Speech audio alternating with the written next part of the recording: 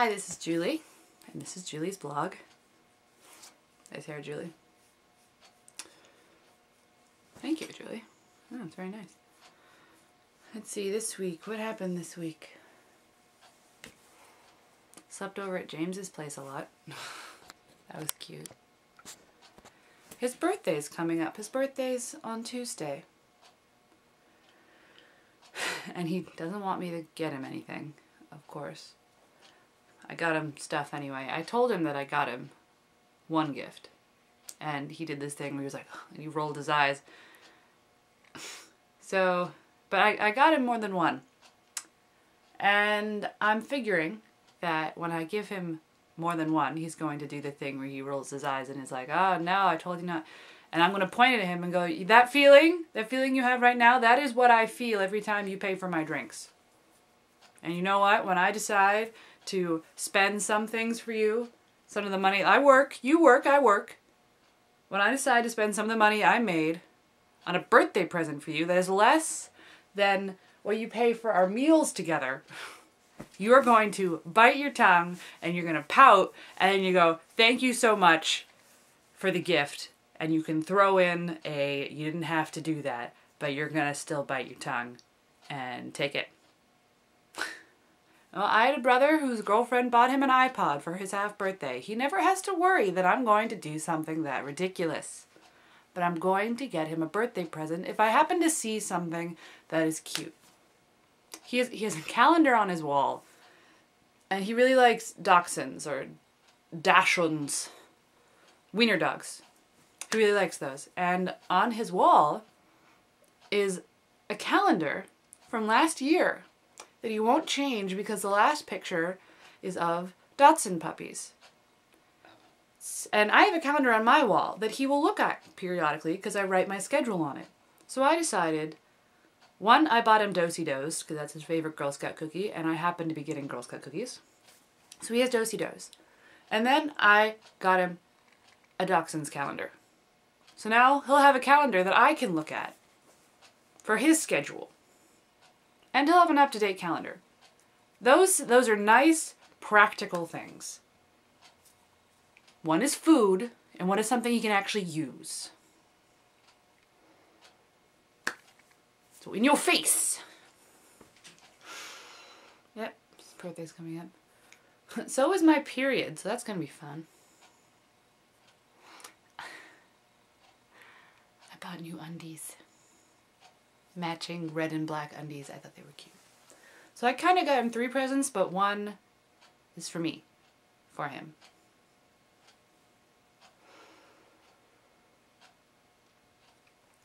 But one of the things I'm doing for his birthday is he wrote me that letter for Valentine's Day. That cute, precious, I love it to death letter. So I was like, okay, I have those stupid little gifts for him. And I'm going to write him a letter. Except I write letters to people a lot, so I can get very long-winded. So I have this rough draft of a letter, and the first half of the letter is, I've kind of a little joke with him, where I don't just say he's, because I call him amazing, and then to diversify it a bit, I would get specific, and I'd be like, your hands are amazing, and then he'd do something cute, and I'd be like, I have to add your laugh to my amazing list. The list of things that are amazing about you. So I started making a list. And of course, if I'm just thinking about things I like about him, it really could be a list that goes on forever. So half of this, most of this letter is just this giant list of things that I like about him. Which is nice. And then the second part is me going, I don't understand love, is kind of what it says. It's like, my emotions for you, my feelings for you are complicated. Like, they don't form words. They're not something that words are connected to. However, I do know how I feel with you. And then it's just a list of emotions, basically. Like, happiness, joy, bliss, even euphoria, sorrow, confusion, curiosity, like things like that. So that's the letter at the moment. And while that didn't seem bad, it's not the letter I want to give him. I'm running out of time. And I was thinking today, because I'm trying to figure out what I'm going to be doing with the rest of my life, which has been fun and complicated. I have my climate summer program that starts in June. I was going to go to Europe in August, but there was a miscommunication. And my travel buddy goes back to school in August, so we're going to go in May, which I should make sure because I told her I'm going to think about it, and I thought about it. I'm like, okay, I can deal with May. It's going to go in May anyway, but now I've like mentally adjusted to going in May. So I'm going in May. That means I have a month less work. And that means that when I get back from climate summer, I don't know what I'm doing. So right now, don't know what I'm doing. And I don't, it's confusing me. Because my original plan was come back and then I'd like move to Boston and I'd like get an apartment with like a sibling or a friend, and I would live in Boston, I'd get a job, and I'd go to school. And that was the next part of the plan. Which still like isn't a horrible plan, except the program that I was looking into from the Boston School of Architecture turned out to be an online course, so I could really kind of take it anywhere. That, and it's expensive because you spend 12 years of your life, well 14 if you count preschool, not paying for school. You have free schooling, and then suddenly you hit the age of 18 and schooling costs a hell of a lot all the time, all of your money. So I have a few things, like there's an internship in New Mexico that I want to do. Like that's about a month, or I could go back for a few months and take like classes. So I want to do both eventually. And like I told James that like I don't have a career yet. I'm not on a career path yet, and that's really important to me. And he's like, "No, good. You should get into that. You should do what you want to do." Because I've already established with James that I don't want to be a leech. I'm not sit around housewife material. I can't do that. I can't spend other people's money. I have to. Yeah, I don't care if I'm taking care of my kids, their kids, if I'm spending all my energy being the most perfect mother. I can't spend money if I'm not making some of it. I can't do it. I can't. Mentally, I would just feel like a leech. I can't. And at least like part-time. Like I'd have to be doing something like writing. So it's important for me to have a job. And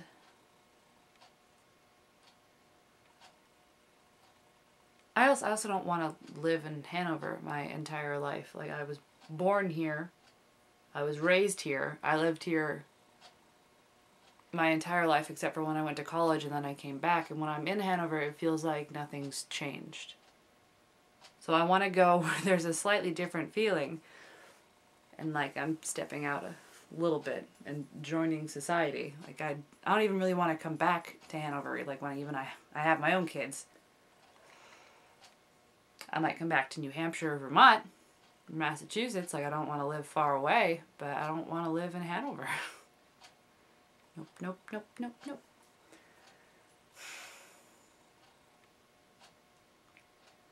So part of it is planning what I want to do with my life. And part of it is planning what I want to do with my life while incorporating James. So I need to discuss that with him and my folks. And I need to do a lot more research. Like I need to find out what's out there, what I want to do. I want to at least be working in nonprofits if I don't get into all my crazy architecture stuff. It'd be nice. I don't know. I think one of the things is when I'm home, I feel really young. Again. Like I wake up in my room and it feels exactly the same as it's always felt. It feels kind of like I'm in high school. I have the mentality of a high schooler when I live in this house, which is why I don't want to live in this house.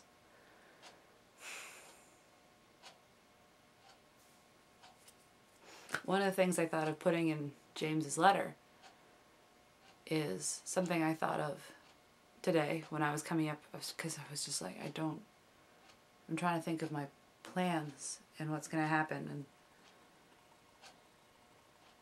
and I came up with this line, like, when you get right down to it, like, I have simple wants. Like, I would like to be financially sound, but I don't want to live in extravagance. I don't want to have a Gucci bag. I'd like to have this cute practical thing that I found at a flea market. Like, I like things to be practical and pretty. I don't need big. I don't want extra space. I don't want a lot of stuff. I'm not a very material person. I like collecting little knickknacks, but I don't want extravagance. So the line I had was, when you get right down to it, I have very simple wants. At the end of the day, all I want is for you not to be a ghost. That's kind of it.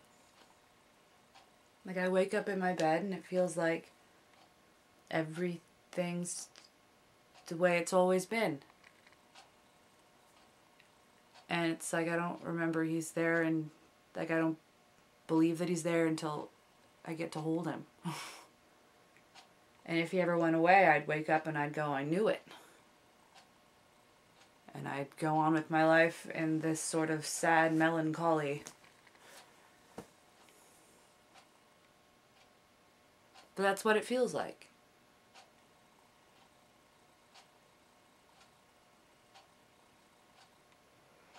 And then I'd find another one. And part of that is I've only been dating him for a month. I'm sure if I had been dating him for a year, it'd feel different. But like, he is very supportive, and I like that. I'm gonna be talking about James a lot, because that's kind of important. Because the thing that's worrying me right now is my future. And all the plans I had for my future did not involve a man. Not one I wanted to keep. Involved maybe dating some people.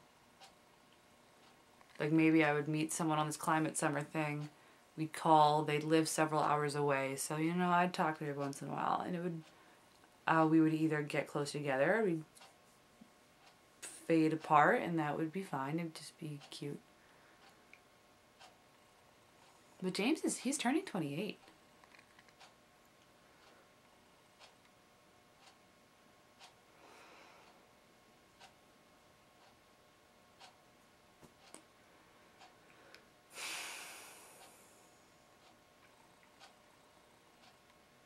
So yeah, I still want to do the things I want to do, but I don't want to leave him behind, and I don't want to move to Boston without... Because I don't have any real...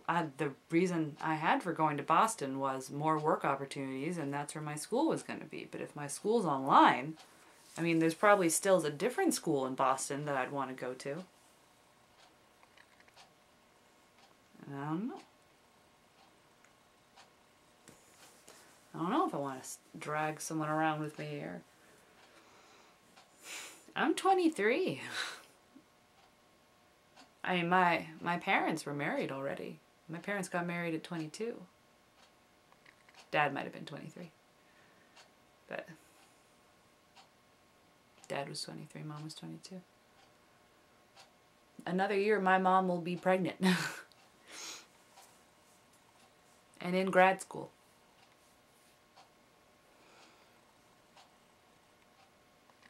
Well, I kind of also plan on being in grad school at 24.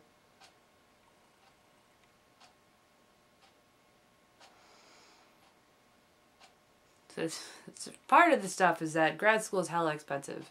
I'd be like, yeah, dude, I'd totally start taking these classes right now, except it's like $1,000 for a class. That's online. Stupid. So I'm like, okay, what's a career path? Because I was thinking about architecture and architectural design. I really want to be able to build houses.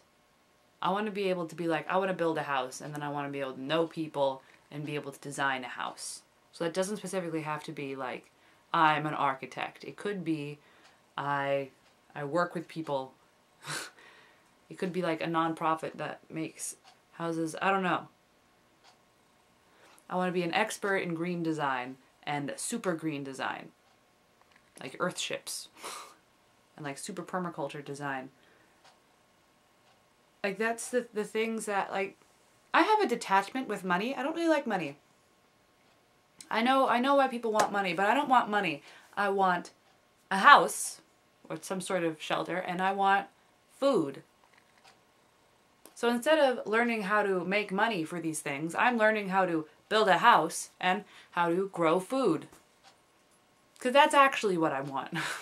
I don't want this middleman. I want friends and people. I want a community. I want shelter. And I want food. And social skills I've been slowly developing. Food I more or less know how to grow, though I don't have a lot of practice, but I'm working on that. And I don't know how to build a house, but I would really love to know how to build a house. And I would like that to be my job, actually. I would like food and the house to be my job.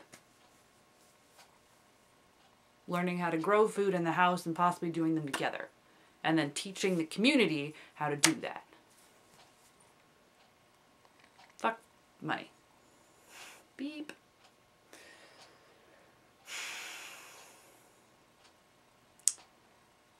And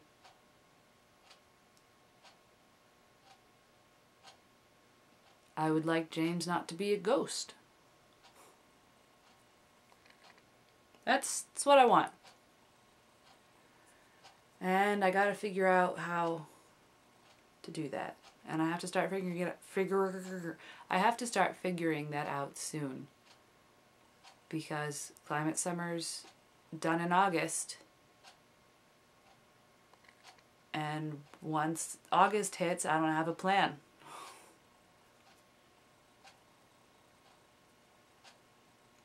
And once May hits, things will be happening really fast. So I have to figure out a plan before May. Hopefully sometime in this month.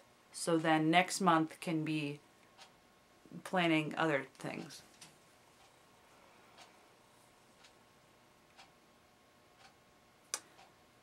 Yep. At the end of the day, all I want is for you not to be a ghost.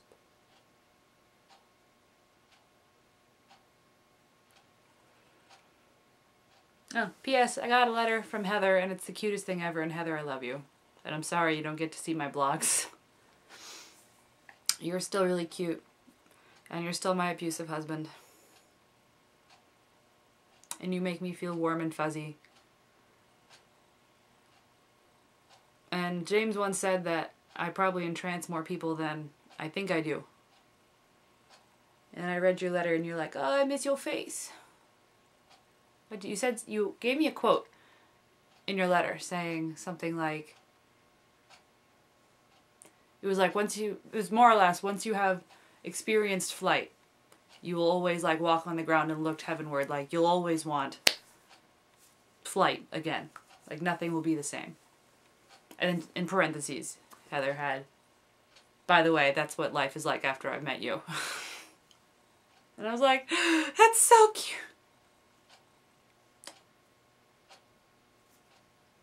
I miss you, Heather. You're a fun person. Take care of yourselves, everyone. Heather actually had a plan. That's one of the things that also motivated me to be like, oh shoot, I don't have a plan. Because Heather was like, I applied for this place, and school, and I'm moving in an apartment with my friend, and Phyllis, and I was like, oh shoot! Life! Life that seems to want me to just throw money at it. So, I want to go plan now, and maybe wake up my sister, and watch a movie. We're going to make face masks out of egg whites and lemon, or something like that. It's going to be fun and girly. Love you guys. Bye.